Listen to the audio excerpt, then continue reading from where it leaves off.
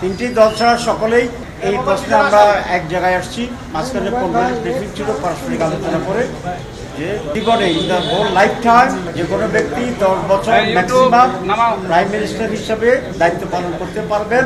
এটা যতবারই হোক, আমাদের 5 ইয়ার্স টার্ম ন্যাচারাল ওয়েতে এটা 2বার হয়, সুতরাং 2বারের বেশি পরিপূর্ণ টার্ম যদি পূরণ করেন তাহলে কেউ প্রধানমন্ত্রী হতে পারবেন না। দুনিয়ার বহু দেশের নজির আছে এবং বাংলাদেশের জন্য এটা আমরা অত্যন্ত জরুরি মনে করি এবং সেটির ব্যাপারে আমরা প্রায় ঐক্যমত্যে পৌঁছেছি। বিকালে আরও 2টা পয়েন্ট আলোচনা হবে, তখন আপনাদেরকে নতুন করে সেই বিষয়ে ব্রিফ করতে পারবো। আমি আবার রিপিট করছি, Jamaat Islami in the whole life term যে কোনো ব্যক্তি কোনোভাবেই 10 বছরের বেশি প্রধানমন্ত্রীর দায়িত্ব পালন করতে পারবেন না।